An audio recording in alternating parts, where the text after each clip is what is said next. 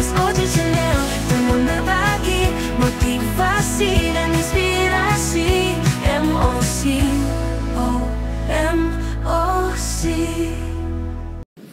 Ya, menurut saya ini adalah sebuah prestasi yang diraih oleh para staf kami di Kementerian Hak Asasi Manusia, Sekretaris Jenderal, Inspektur Jenderal, Direktur Jenderal, para direktur dan semua staf bekerja siang dan malam, dan kami sendiri pun seringkali tidur di kantor.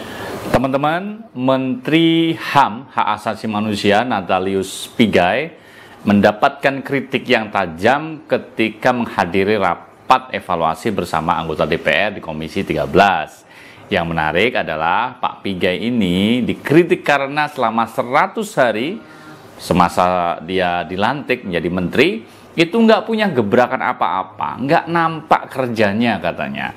Nah ini Pak Pigai jadi gimana ya dikritik oleh para anggota DPR yang dia adalah wakil rakyat, sah-sah saja mengkritik atau mungkin menganggap bahwa Pak Pigai ini nggak kelihatan kerjanya apa, minim gebrakan selama 100 hari kerja pertama. Nah, ini menjadi momentum bagi Pak Pigai untuk mengevaluasi diri. Nah, bagaimana sih informasi selengkapnya? Kita simak saja. Ini dia ketika Pak Pigai dicecar oleh para anggota DPR.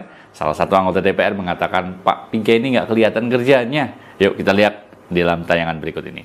Ketika Bapak dipilih sebagai Menteri HAM, sebenarnya saya pribadi punya harapan besar karena Bapak adalah pemerhati HAM dan bergerak di sana.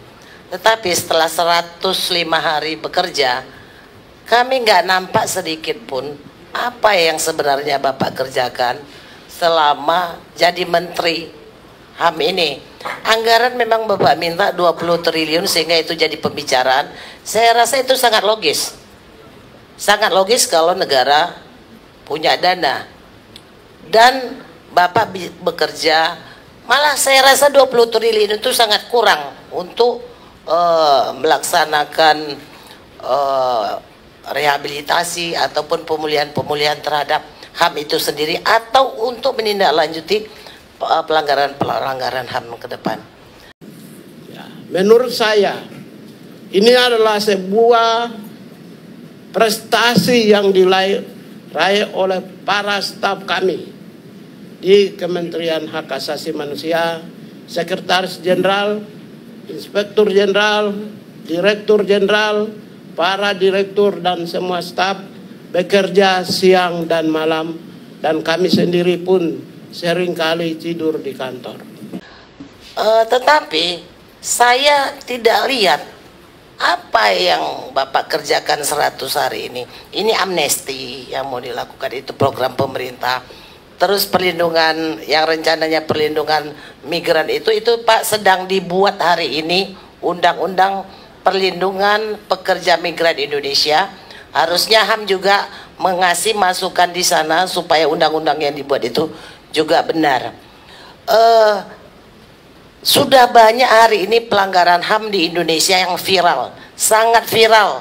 Mungkin Bapak juga tahu seperti Rempang, seperti pagar laut. Saya nggak lihat Bapak hadir di sana.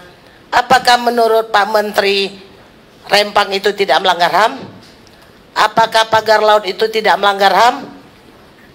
Ya, jadi Pak, saya ingin ke depan, ayolah Pak.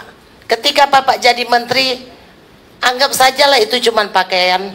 Tetapi kami ingin Pak Vijay yang dulu.